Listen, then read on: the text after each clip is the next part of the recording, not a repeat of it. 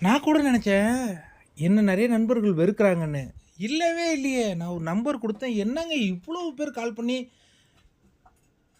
சில நண்பர்கள் வந்து ஒரு மாற்று கருத்து வச்சாங்க. ஆனா பல நண்பர்கள் வந்து, "ப்ரோ அற்புதமா பேசுறீங்க ப்ரோ" அப்படின்னு தான் சொன்னாங்க. நல்லா இருந்தது அதெல்லாம் கேட்கறதுக்கு. அதுக்காக தான் நம்பர் குடுக்குறோம். ஏன்னா, நம்ம வந்து லைவ்லலாம் வரதில்ல. நீங்க போடுற கமெண்ட்டுக்கும் நம்ம பதில்ல வரதில்லல்ல. அப்ப நம்ம பேசி தானே நம்ம நட்ப வளர்க்க முடியும் அப்படிங்கிறதுக்கு தான் நான் குடுத்தேன். ஆனா அவ்வளவு அன்புங்கிறது எனக்கு ரொம்ப சர்ப்ரைஸா இருக்கு. அது ஃபோன் நம்பர் குடுத்தா மட்டுமே இவ்வளோ அன்பு காட்டுறீங்க. இல்லன்னா நீங்க ஏன் காட்ட மாட்றீங்க? சரி. Big pass.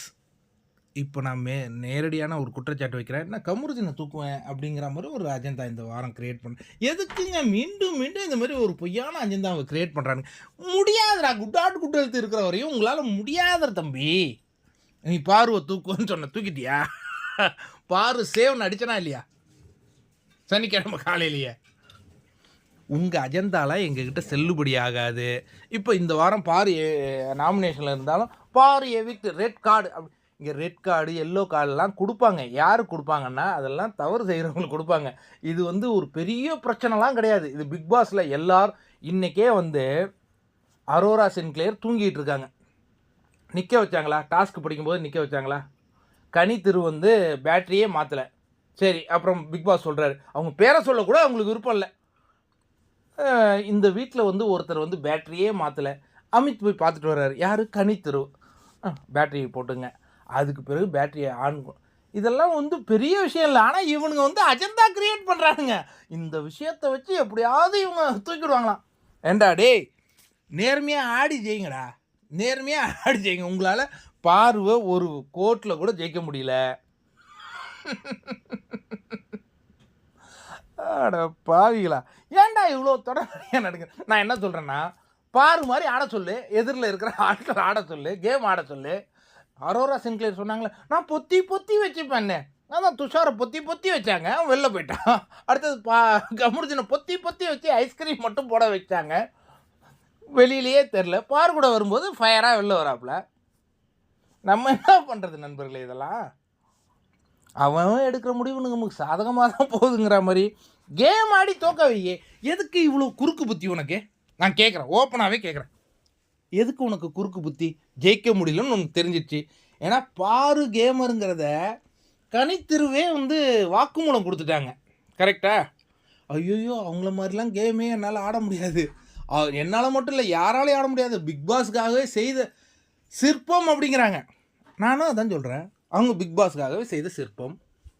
அவங்கள கேம் ஆடி ஜெயிக்க வைங்க. எதுக்குடா உங்களுக்கு போலி அஜெண்டா? ஏய் நீங்கலாம் ஒரு ஆளாடா நெனச்சிட்டு இருக்கீங்க. என்னமோ இவனுங்க கிரியேட் பண்ணுவானுங்களாம். பாரு எவிக்ட், கமருதீன் எவிக்ட். அவரு வந்து விஜய் சேதுபதி அந்த பேர படிச்சிடும். அதெல்லாம் ஒண்ணும் நடக்காது. கேம் ஆடி ஜெயிக்க வை. எங்கள பீட் பண்ண முடியுமா? இப்ப நீங்க சொல்லுவீங்க, பாரு என்ன பிசிக்கல் கேம்ல கிழிச்சிட்டாங்களா? எல்லாருக்கும் வர விஷயம் தாங்க. எல்லாரும் எல்லாத்துலயும் சாம்பியன்லாம் கிடையாது. இங்க பிக் பாஸ்ல நேர்மையாக, உண்மையாக இருக்கணும். அதாவது பார்வதி நீங்க நெறைய விஷயங்கள் நோட் பண்ணி பார்த்துருக்கீங்களா? விஜய் சேதுபதி பேசும்போது கூட அந்த பொண்ணு ரியாக்ட் பண்ணும். ஏன்னா, அதுதான் பார்வதி. நாங்க பார்வதிய பல காலம் பார்த்துருக்கோம். நாங்க ரசிச்சிருக்கோமோ, வெறுத்திருக்கோமோ அது செகண்டரி. இந்த பிக் பாஸ்ல அப்படியே அந்த குவாலிட்டிய கொண்டு வந்து பிரசன்ட் பண்ணுங்க. நடிக்கக்கூடாதுங்க.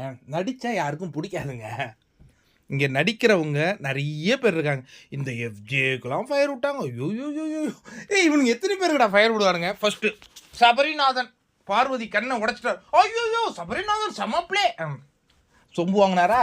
அடுத்தது அரோரா சின்க்ளேர் அப்படியே கேட்டுட்டாங்க பார்வதிய. சொம்பு வாங்கிட்டு போனாங்களா? முகத்திரை கிழிஞ்சு போனாங்களா? அடுத்தது எஃப்ஜே கேட்டான். ஏன்டா அவன் ஒரு பொறுக்கி ராஸ்கல். அவனுக்கே நீ ஃபயர் விடுறான்னா நீ என்ன மாரியான ஆளு? அப்போ உனக்கு என்ன அஜெண்டா? பார்வதி எதிர்த்தா உனக்கு சந்தோஷம். அப்படிதானே அஜெண்டா? அப்ப ஒன் வே பிரியங்கா உள்ள வந்து என்ன சொன்னாங்க? நீங்க எல்லாரும் எதிர்ல ஒரு சிங்கம். அந்த சிங்கத்தை உன்னால தோக்கடிக்க முடியுமா?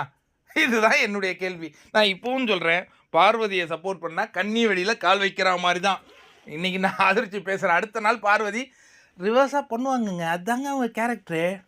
ஆனா நீங்களாம் சொல்ற மாதிரி அவங்கள என்னங்க அவங்களுக்கு பேர் வச்சிருக்காங்க அபியூசர் பார்வதி. இன்னொரு பேரை என்னால் சொல்லக்கூட முடியல. நான் இப்போ சொல்லவா? பிக் பாஸின் குயினே பார்வதி தான். முடிஞ்சால் நீங்கள் பண்ணுங்கங்க. எனக்கு கொஞ்சம் கோஆப்ரேட் பண்ணாங்கன்னா பார்வதியை நான் ஜெயிக்க வச்சுட்டு போடுவேன்.